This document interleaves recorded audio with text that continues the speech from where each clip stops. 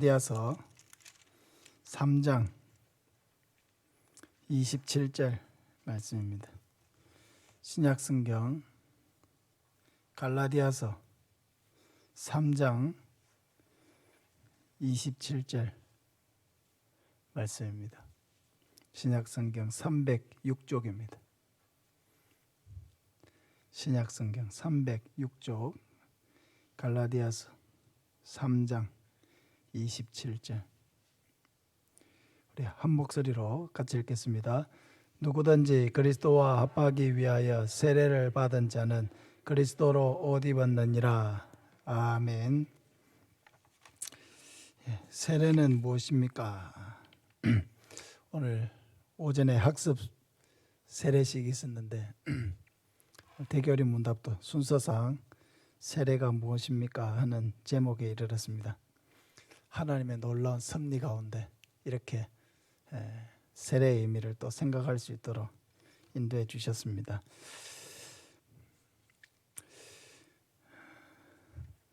우리 164문답을 같이 한번 보겠습니다.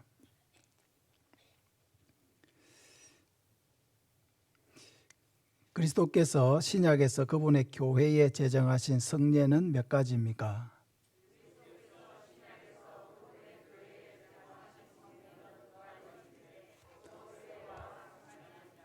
이 부분에 대해서는 지난 2주간 동안 여러 번 말씀드렸습니다. 165문답 세례는 무엇입니까? 그리스도께서는 이 성례에서 성부와 성자와 성령의 이름으로 물로서 씻는 의식을 제정하시되 이 의식이 그리스도 자신에게 접붙임 받고 그분의 피로 죄 사함 받으며 성령으로 거듭나고 양자가 되며 영원한 생명으로 부활하는 것에 대한 표와 인이 되게 하신 것입니다. 이로써 세례받은 당사자들은 유형교회에 엄숙하게 받아들여지고 전적으로 그리고 오직 주님의 소유가 되겠다는 공적이고 고백적 약속에 들어갑니다. 이거를 조금 띄워놓으시기 바랍니다. 우리 방금 했던 거 앞 화면에. 그 앞에요. 뒤에. 일단 거기 띄워놓으시기 바랍니다.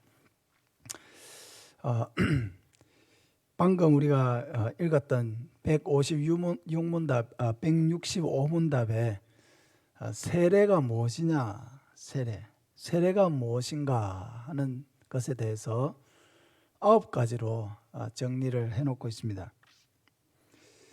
첫째는 신약의 성례다 이렇게 했죠. 구약의 성례가 있다는 말입니다. 그러면 구약의 성례는 무엇이죠?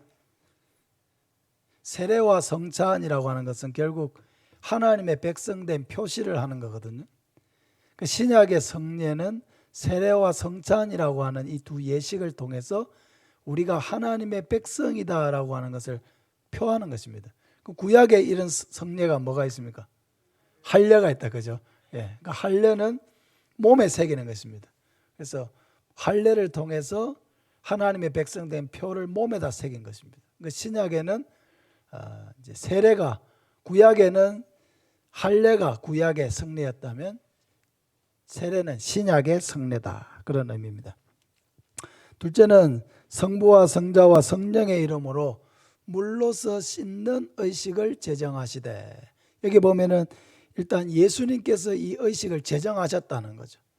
예수님께서 오늘 오전에도 말씀 전했듯이 세례를 주라고 예수님이 명령하신 거죠. 예수님이 이 세례식을 만든 겁니다. 그래서 우리는 세례를 줄 때 성부와 성자와 성령의 이름으로 예수님께서 세례를 주라 하신 대로 우리는 성부와 성자와 성령의 이름으로 세례를 베푸는데, 물로 뿌려서 이렇게 합니다. 물로 뿌려서, 혹은 물에 잠겨서 이렇게 하는데, 이것은 물로 씻는다는 의미입니다. 물로 죄를 씻는다. 우리가 뭔가 더러운 것이 있을 때 씻잖아요. 그런 유비를 가지고 물로서 우리의 죄를 씻어낸다 하는 의미로 세례가 이렇게 진행되는 겁니다. 세 번째는 그리스도에게 뭐가 된다고요? 접붙임 된다. 그러니까 세례를 받는다는 것은 예수님께 접붙임을 받는 것이죠. 예. 우리가 시골에서 있다 보면은 접붙이는 일들이 있잖아요. 접붙이는 일들. 그래서 가지를 이렇게 꺾어가지고 나무에다 이렇게 접을 딱 붙여놓으면은 그 어떻게 됩니까? 나무에 진액을 먹고 접 붙여놓은 거기에 싹이 나고 이렇게 잎이 나고 열매가 맺습니다. 그러니까 우리가 죄로 말미암아서 죽어야 되고 영원히 지옥에 가야 되는 그런 사람들이었는데 세례를 받음으로 말미암아 예수님 안에서 거듭 태어나게 된 거죠. 이게 뭐냐?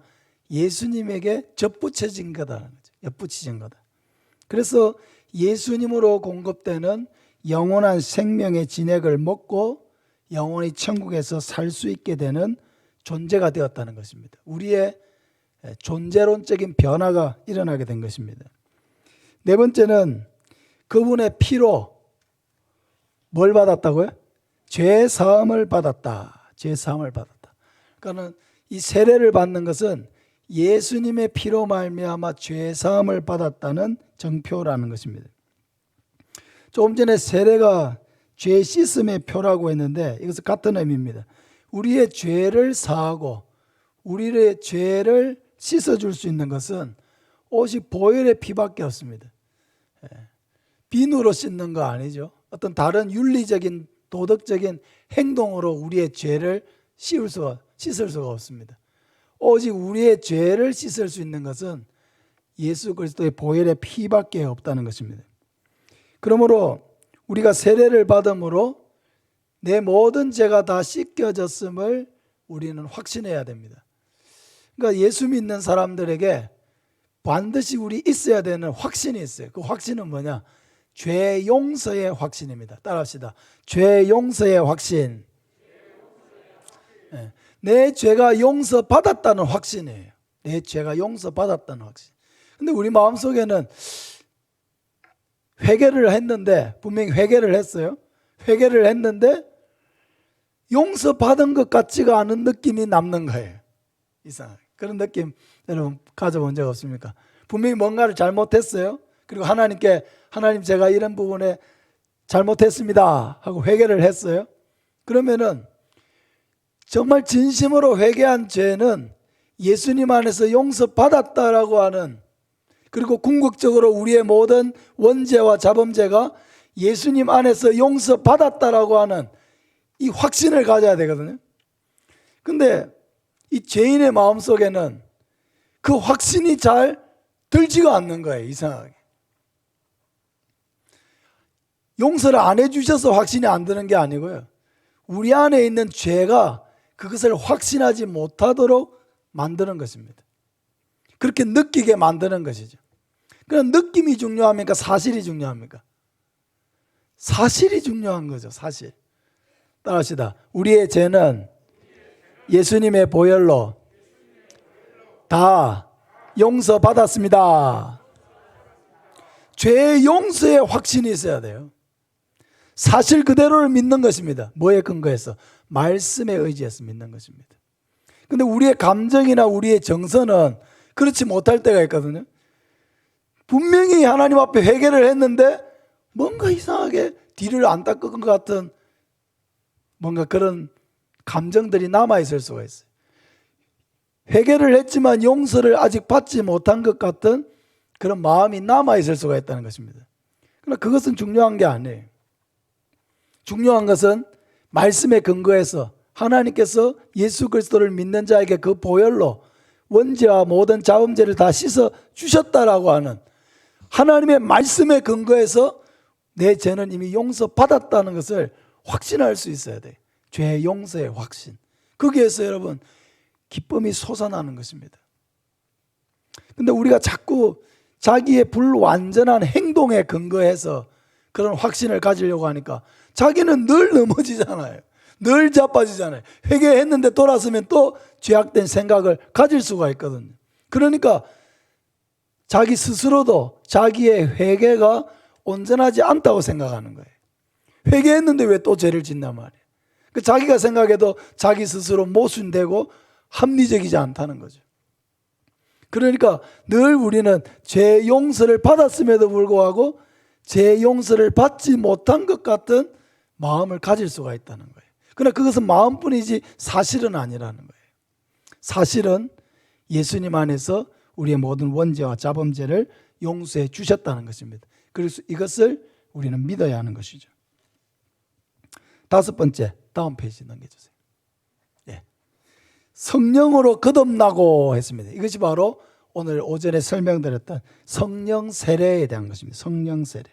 성령 세례를 받았다라고 하는 외적인 표시로서 물 세례를 행하는 것입니다. 성령 세례는 내적인 것이고 물 세례는 외적인 것이라 했습니다. 성령 세례는 우리가 예수님을 믿고 진정으로 거듭난 사람이 된 것을 의미하고, 물 세례는 그 거듭남에 대한 외적인 인준을 하는 것입니다. 그래서 물 세례보다 더 중요한 것은 뭐라고 그랬죠? 성령 세례가 더 중요하다고 그랬습니다. 군대에 가면은 진중 세례다 이렇게 해가지고요, 논산 훈련소에서도 뭐 수천 명이 와서 훈련 받잖아요. 수만 명이 옵니까? 엄청나게 오잖아요. 전 논산 훈련소는 안 가봐서 몇 명이 오는지 모르겠습니다. 근데 보통 보면은 훈련소에서 2,000명, 3,000명씩 세례받을 때가 있어요. 저는 그 세례받는 청년들이 진심으로 거듭난 그리스도인이 되었다고 믿고 싶어요. 근데 그 중에는 뭐 퍼센테이지를 정확하게 따질 수는 없겠지만은 그 중에는 진실되지 못한 사람이 있을 수가 있어요. 자기 스스로 그런 고백을 하는 사람이 있거든요. 자기는 예수를 안 믿는데 그날 그 세례식에 오면은 초코파이도 주고 맛있는 것도 많이 주고 휴식도 취할 수 있고 그래서 왔다. 세례를 즐기러 온 거죠. 진심으로 자신이 아직 예수를 믿겠다라고 하는 진실된 마음이 없이 그냥 세례식에 참석한 것입니다.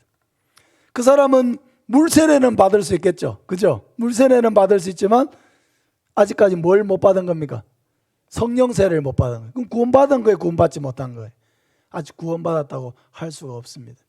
물세례가 성령 세례를 앞설 수가 없는 것입니다.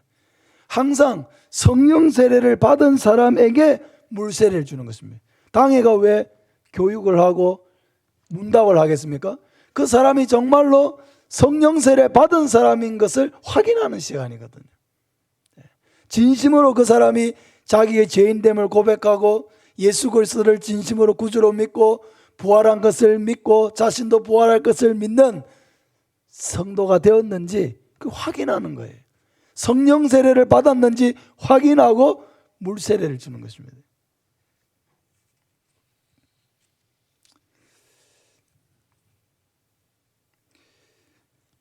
물론 우리가 이것으로 다 끝나는 것은 아닙니다. 우리의 신앙은 퇴보하기도 하고 진보하기도 하고 하기 때문에 늘 우리는 깨어서 내가 세례받았다라고 하는 이 사실을 늘 기억하고 죄에 복종하지 아니하고 불의의 병기로 자신을 들이지 아니하고 의의 병기로 하나님 앞에 영광 돌리는 삶을 살도록 하기 위해서 부단히 계속해서 순간순간 매일매일 제약된 옛 자아를 죽이고 우리는 계속해서 그렇게 의를 위해서 살도록 힘을 써야 하는 것입니다. 그러나 성령 세례를 받은 사람에게 물 세례는 유익한 거예요. 성령 세례는 내적이고 보이지 않는 것이기 때문에 그 보이지 않는 것을 보이는 물 세례를 통해서 인준함으로써 우리는 더 큰 확신에 거할 수가 있게 되는 것입니다. 여섯 번째, 세례는 양자가 되며라고 했잖아요. 양자가 된다. 예, 양자. 원래는 아들이 아니었는데 아들로 삼는 것, 그게 뭡니까? 양자가 되는 것이죠. 예. 그래서 이 세례는 우리가 하나님의 자녀가 된 정표가 된다라고 하는 것입니다. 세례를 받기 전에 우리는 성경에 보면 마귀의 자녀라고 표현되기도 하고 마귀의 종이라고도 표현되어 있어요. 그러나 이제 세례를 받음으로 우리는 예수님 안에서 태어났고 이제는 뭐가 되었습니까? 하나님의 자녀가 된 거예요. 하나님의 자녀. 그러니까 하나님의 자녀가 된다는 것은 권세인 거예요. 권세. 그래서 요한복음 1장 12절에 영접하는 자 곧 그 이름을 믿는 자들에게는 하나님의 자녀가 되는 권세를 주셨다 그랬거든요. 하나님의 자녀가 되었으니 하고 끝내도 되는 말을 하나님의 자녀가 되는 권세를 주셨으니 이렇게 했어요. 왜? 하나님의 자녀가 된다는 그 사실이 권세인 거예요. 우리가 학교에 이렇게 제가 군 복무할 때 저희 부대에 제가 데리고 있던 소대원 중에 국회의원 자녀가 한 명 있었습니다. 이름은 밝히지 않겠습니다. 그때 당시에 현역 국회의원이었어요. 현역 국회의원의 아들이에요. 그냥 국회의원이 아니에요. 몇 선을 한 국회의원이고 당에서도 아주 힘이 있는 국회의원이었어요. 여러분들 이름만 들으면 다 아는 국회의원입니다. 그 아들이 와 있는 거예요. 그럼 어떻게 해요? 조심스러워요. 잘해주면은 국회의원 아들이라고 편애한다고 할 것 같고, 못해주면은 왜 못해주냐고 할 것 같고, 굉장히 조심스러워요. 조심스러워요. 그냥 꼭 도와줘야 될 일이 아니면 그냥 두는 거예요. 다른 부대원들도 마찬가지예요. 국회의원 아들이라는 게 모르는 게 제일 좋은 거예요. 알면은 부담스러워요. 괜히 시비에 휘말리지 않을까. 괜히 또 선임병이 또 한 명 잘못 때렸다가 폭력 시비에 휘말리지 않을까. 조심스러운 거예요. 왜? 그냥 아들인데, 똑같이 우리와 같은 군인인데 신분이 뭐기 때문에, 국회의원 아들이라고 하는 것 때문에. 그게 권세거든요. 자기는 뭐 자기가 국회의원 아들이라고 내세운 것도 없어요. 아무것도 없어요. 근데 아버지가 국회의원이기 때문에 그 아들이 보이지 않는 권세를 가지는 것입니다. 우리도 마찬가지예요. 하나님의 자녀가 된다라고 하는요, 그 자체가 권세예요. 여러분, 악한 영이요 왔다가도 하나님의 자녀다라고 하면요 도망가 버리는 거예요. 여러분, 우리가 가끔 이렇게 운전을 하고 가다 보면은 군인들이 뭐 합니까? 음주단속 하죠. 음주단속. 그럼 생각해 보세요. 음주단속 하는데 그 음주단속 하는 군인, 그 경찰이 키가 엄청나게 크고 막 몸이 막 대단하고 얼굴이 막 우락부락하고 무서우면은 서고, 예? 호리호리 해가지고 키도 조그만하고, 예? 이런 사람이 이렇게 봉 휘둘고 있으면은 지나가 버리고 이러면 그렇게 합니까? 어떻게 해요? 일어나 저러나 섭니까? 안 섭니까? 서요. 왜 섭니까? 그 사람이 아무리 힘이 없게 보여도요, 입고 있는 군복이, 경찰복이, 그게 권세가 있는 거예요. 그게 뭡니까? 공권력이에요. 그 지나가면요, 그 공권력을 해방하는 거예요. 공권력을 무시하는 처사가 되는 거예요. 그럼 고발이 돼요. 신고가 돼요. 그 사람은 아무 힘이 없는데 그 사람이 경찰이라고 하는 신분을 가졌기 때문에 그게 권력인 거예요. 권세인 거죠. 우리가 하나님의 자녀다라고 하는 것은 이게 어마어마한 권세라는 걸 알아야 돼요. 할렐루야. 우리 자신이 그걸 인식해야 돼요. 내가 하나님의 자녀야. 우리 아버지가 하나님이야. 여러분, 하나님이 어떤 분입니까? 온 세계의 통치자예요. 할 수 없는 일이 없는 모든 것이 전능한 하나님이세요. 왕을 세웠다가 패하기도 하는 분이에요. 죽이기도 하고 살리기도 하는 분이에요. 그분이 누구라고요? 우리 아버지예요. 이게 권세예요. 내가 하나님의 자녀가 되었다라고 하는 걸 권세로 인식하시기 바랍니다. 권세예요. 이 권세를 누구 하느냐? 마귀는 알아요. 마귀는 알아요. 마귀는 아는데 문제는 내가 몰라요. 이 권세가 얼마나 큰 것인지를 몰라요. 사랑하는 여러분, 이 권세를 인식하시길 바랍니다. 사용하시기를 바랍니다. 하나님께서 저에게 그때 책망하시면서 하셨던 말씀을 저는 늘 생각합니다. 동현아, 내가 너의 아버지가 아니냐? 근데 너는 왜 네가 원하는 것을 해달라고 말하지 않니? 책망하셨어요. 기도할 때 그렇게 책망하셨어요. 내가 너의 아버지가 아니냐? 근데 너는 왜 네가 원하는 것을 해달라고 말하지 않니? 여러분, 자녀들이 있는데, 아버지가 있는데, 엄마가 있는데 필요해요. 학용품이 필요해요. 그럼 와가지고 엄마, 내일 학용품 필요해. 뭐 사가야 돼. 얘기를 해야 될 거 아니에요. 엄마 아빠가 있는데도 말도 못하고 맨날 빙빙 돌리고 준비물도 안 챙기고 학교 가고, 선생님 전화 와서 왜 애들이 준비물도 안 챙겨서 학교로 와요? 예? 그런 게 있었나요? 아이가 늘 그런 식이면 여러분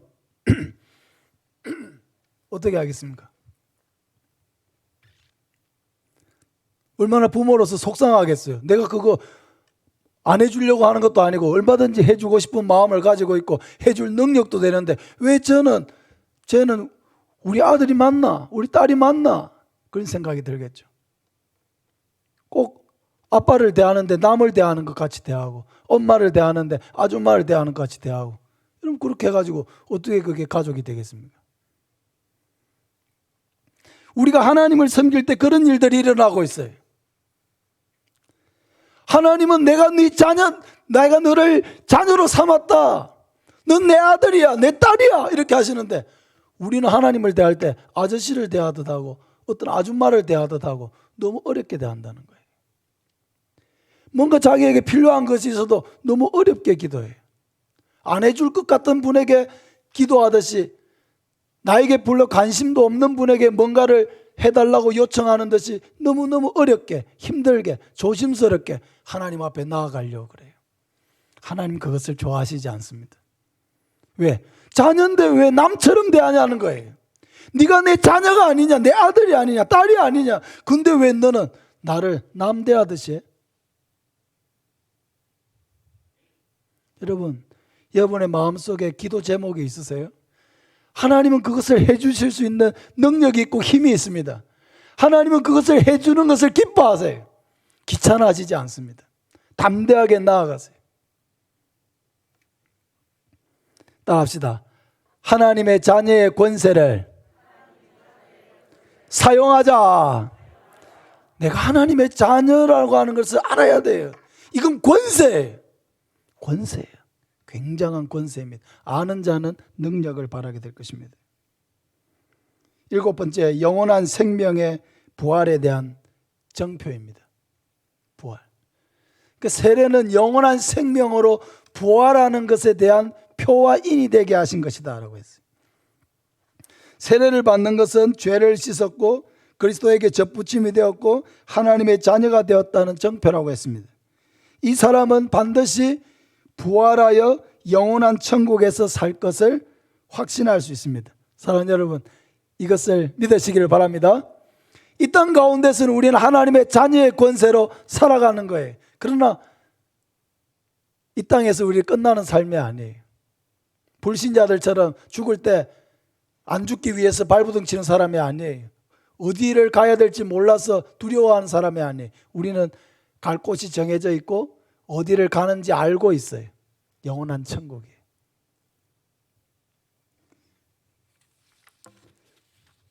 여덟 번째, 세례는 유형교회에 받아들여지는, 유형교회에 엄숙하게 받아들여지고 라고 했는데, 이 세례를 통해서 유형교회, 지금 보이는 교회, 하이교회, 이런 교회가 유형교회입니다. 이 유형교회에 받아들여지는 예식이다. 이게 세례입니다. 그렇죠? 오늘 우리 박준태 성도님 또 이검순 성도님 학습을 받음으로써 우리 교회 학습교인으로 받아들여졌습니다. 최임조 성도님 오늘 세례를 받음으로 세례교인으로, 우리 하이교회 세례교인으로 받아들여졌어요. 우리로서는 한 가족으로 받아들여진 것이고요. 또 학습이나 세례를 받으신 분들은 우리 교회의 가족이 된 것입니다. 공식적인 가족이 된 것이죠. 그래서 이것은 우리로서는 굉장히 잔치할 만한 날입니다. 저는 늘 계속 그런 고민들을 하고 있습니다. 이 세례식, 학습식, 이게 교회에서 큰 축제인데 어떻게 정말 우리 모든 성도들이 이 학습과 세례식을 축제로 느끼게 할 수 있을까? 한 생명이 태어나는 날이에요. 우리로서는 새로운 가족이 태어나는 날이에요. 여러분 한번 생각해 보세요. 집에 아이가 한 명 태어나요. 한 명이 태어나면요, 그 아이 한 명이 집에 얼마나 큰 기쁨을 가져오는지 한번 생각해 보세요. 그러면 엄마 아빠만 기뻐하는 게 아니에요. 엄마 아빠도 이제 아기 태어난 기쁨에 막 물론 바쁜 것도 있지만은 기쁜 거예요. 그 아이가 너무 예쁜 거예요. 엄마 아빠만 기뻐합니까? 외할아버지 외할머니 또 할아버지 할머니 다 기뻐해요. 이모 고모 삼촌 다 기뻐해요. 그 아이는 그냥 태어난 것뿐이에요. 태어났는데 누가 기뻐하느냐? 온 가족들이 조금이라도 친인척 관계가 있으면 그 아이 태어난 걸 다 기뻐해요. 즐거워해요. 반가워해요. 그리고 그 아이를 축복해줘요. 한 명이 태어나는 게 여러분 얼마나 큰 기쁨을 가지고 옵니까? 세례를 받는다라고 하는 건요, 교회에 새로운 가족이 생기는 거예요. 물론 나이가 50, 60, 70, 80 그 이상이 되어서 세례를 받는 분도 있지만 영적으로는 태어나는 거예요. 갓난아이로 태어나는 것입니다. 교회로서는 엄청난 참 기쁨의 날이라는 거예요.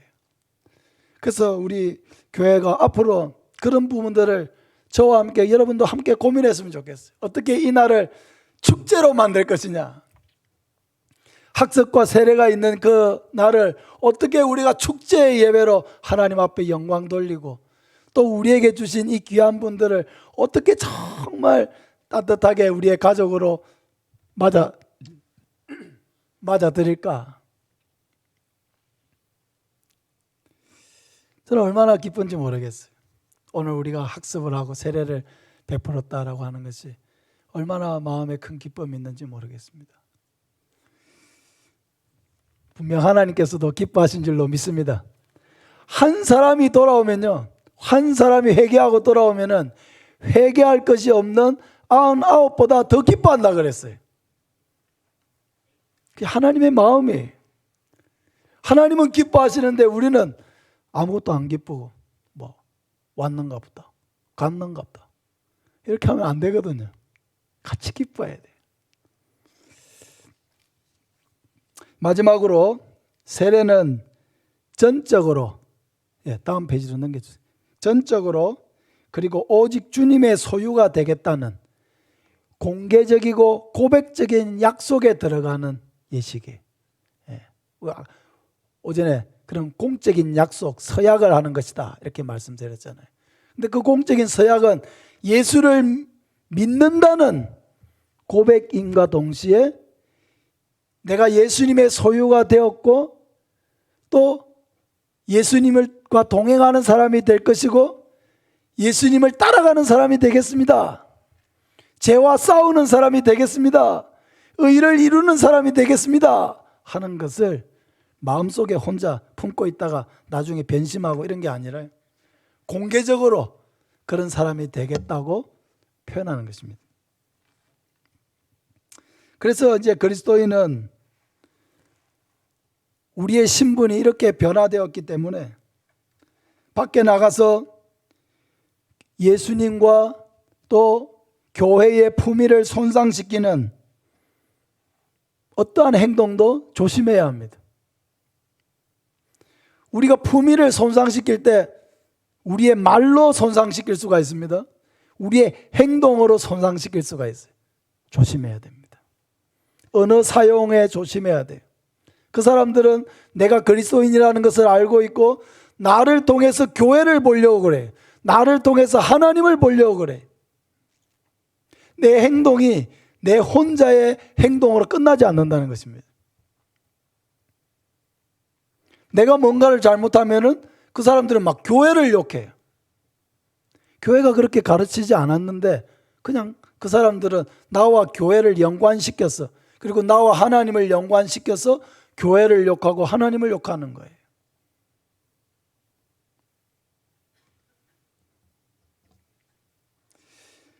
그러므로 우리는 이제 내가 세례를 받았다, 거듭난 사람이 되었다, 천국의 백성이 되었다, 이제는 죄와 단절하고 의를 위하여 살게 되었다, 이걸 항상 마음속에 기억하고 나의 말이나 행동이 손상시키지 않아야 되죠. 그리스도의 권위와 하나님의 영광과 교회의 품위를 손상시키지 않아야 됩니다. 뿐만 아니라 더 적극적으로 하나님의 영광을 나타내는 삶이 되어야 됩니다. 교회의 위상을 높이는 삶이 되어야 됩니다. 이야, 예수 믿는다더니 사람이 저렇게 바뀌는구나. 교회에서 세례를 받았다더니 저렇게 사람이 변하는구나. 그런 이야기가 들려와야 돼요. 물론 한순간에 그렇게 되지는 않더라도 조금씩 아, 참 예수 믿고 저렇게 사람이 바뀌는구나. 예수 믿는다는 게 저렇게 사람을 변화시키는 거구나.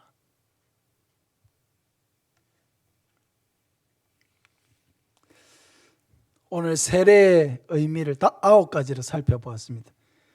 우리 굉장히 중요한 그 문답이죠. 165문답.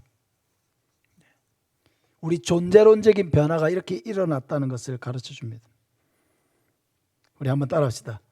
나는 세례 받았습니다. 세례 받은 사람이에요. 세례 받은 사람이에요. 올바르게 살아가는 한 사람의 그리스도인이 물에 물 탄 듯 술에 술 탄 듯 살아가는 100명의 그리스도인보다 더 큰 영향력을 가집니다. 거룩하게 구별된 백성으로 살아가는 한 사람이 하나님 나라에 귀합니다. 모든 불신자들이 우리를 눈여겨서 지켜보고 있다는 것을 알아야 합니다. 자기와 다를 바 없다고 생각하면 우리를 비난할 것입니다. 그러나 자기와 뭔가 다른 삶을 살고 있다고 느낄 때 그들은 자기를 돌아볼 것이고 회개할 것이고 때가 되어서 주님께로 돌아오게 될 것입니다. 사랑하는 여러분, 우리는 세례받은 사람입니다. 영원한 천국을 바라보고 살아가고 있는 사람입니다. 끝없는 사람입니다. 이 세상 사람들이 바라보고 살아가는 것과 다르다는 것입니다. 끝없는 백성의 다른 삶을 보여주는 것, 이것이 우리가 이제 해야 할 일입니다.